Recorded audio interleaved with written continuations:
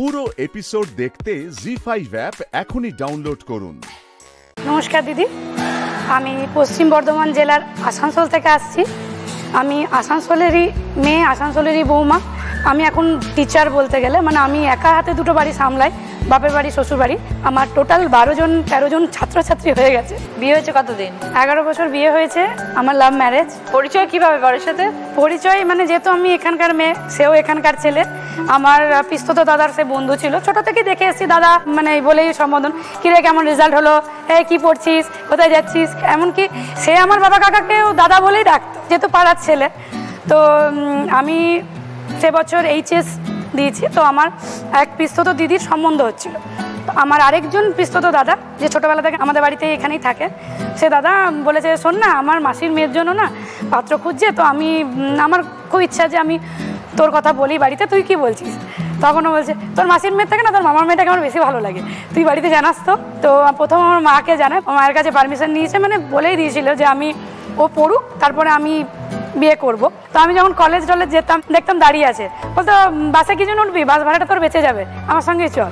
আমি বললাম বাস ভাড়া বেঁচে যাবে কি, আমি চেপে যেতাম। কিন্তু যখন নামতাম ঠিক 5 টাকা পকেটে বলতাম, ভাড়াটা দিলাম তোমাকে। তো ওই 5 টাকা জমিয়ে একটু ভাড় জমিয়েছিল। বিয়ের পর যেটা আমাকে একটা গিফট কিনে দিয়েছিল, বলে দেখ তোর 5 টাকা দিয়ে আমি তোকে।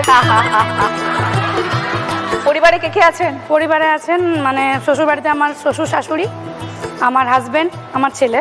যেহেতু আমার হাজব্যান্ড কর্মসূত্রে বাইরে থাকে, বেশিরভাগটাই বাইরে, উইকেন্ডে আসে, কখনো 2 সপ্তাহ অন্তর।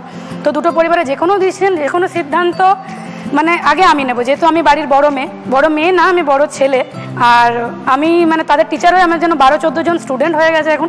তাদের সমস্ত কিছু দেখাশোনা, তাদের ওষুধ থেকে খাওয়া, এভরিথিং আমি দেখি। আর আমি ছোটোবেলা থেকে নাচ, আমাদের একটা বিশাল বড় টিম আছে।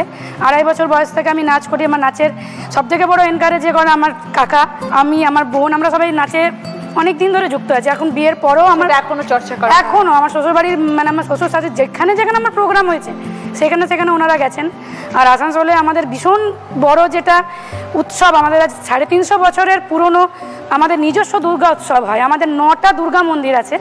আমার শ্বশুরবাড়ির নিজস্ব দুর্গা মন্দির, বাপের বাড়ির নিজস্ব দুর্গা মন্দির, অথচ কোথাও যেতে হয় না। 9টা দুর্গা মন্দির এক জায়গায়, 9টা মা একসাথে দোলা আসা, দোলা বিসর্জন, মানে অপূর্ব দৃশ্য। আবার 300 বছরের পুরনো গাজন উৎসব, যেটা আমাদের পশ্চিম বর্ধমান জেলার ভীষণ মানে ঐতিহ্যবাহী একটা উৎসব। এটা কোন সময় হয়? গাজন উৎসবটা চৈত্র সংক্রান্তি। আর আপনি যেটা প্রথমে বললেন, আমাদের ঘাগরবুড়ি, মা ঘাগরবুড়ি তো আমাদের নিজেদেরই, মানে আমাদের যেহেতু আমরা উগ্র ক্ষত্রিয়, আমাদের পৈতে ছিল না। তো আমাদের অনেক যারা ব্রাহ্মণত্ব করতেন তাদেরকে চক্রবর্তী উপাধি দিয়ে আমাদের ওই মা ঘাগরবুড়িকে ওনাদের দায়িত্ব দেওয়া হয়েছে, যারা এখনও সেবা করে আসছেন। মানে আমাদের যে পুরো জায়গাটা, আমাদের এই যে আসানসোল রানীগঞ্জ কয়লার জন্য তো বিখ্যাত, তা আমাদের এই যে কালচার, আমাদের উৎসব, আমাদের দেবত্বর যে ট্রাস্ট কমিটি, সেই কমিটি, গ্রাম্য কমিটি এত সুন্দরভাবে সব মেনটেন করে। গ্রামের মেয়ে বৌমারা সবাই মিলে, সবাইকে নিয়ে আমাদের যে বাড়ির উৎসবটা হয়, দুর্গা উৎসব, সেখানে আমাদের 4 দিন মানে চিন্তা করতে হয় না, খাওয়া দাওয়া আমাদের সব মন্দিরে।